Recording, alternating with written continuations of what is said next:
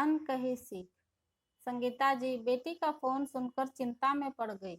उन्होंने सोचा, ससुराल और मायका एक ही शहर में है, तो इसका मतलब ये तो नहीं कि जब चाहे मुंह उठाकर मायके आ जाओ।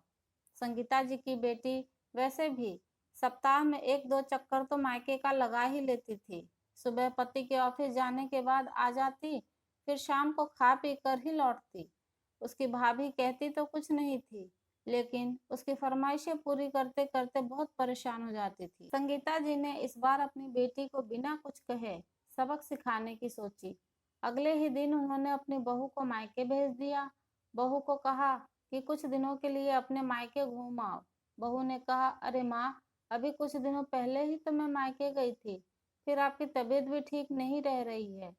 फिर भी सासू माँ की बात मानने के लिए उसे मायके जाना पड़ा। संगीता जी ने बेटी के आने की बात अपनी बहू को नहीं बताई।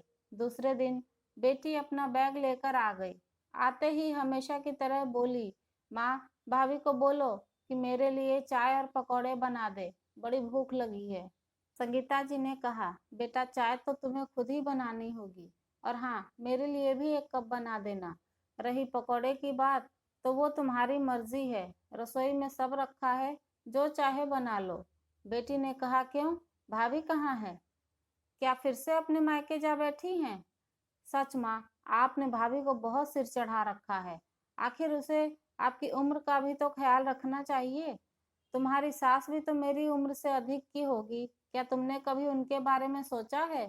तुम्हारे जब तब मायके चले आने से उन्हें भी तो परेशानी होती होगी। संगीता जी की बात सुनकर सारी रात नींद नहीं आई। दूसरे ही दिन सुबह अपने घर वापस चली गई।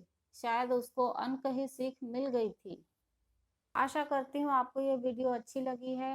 वीडियो पसंद आई तो लाइक और शेयर करना ना भूलें। चैनल पर नए हैं तो सब्सक्राइब जरूर कर लें।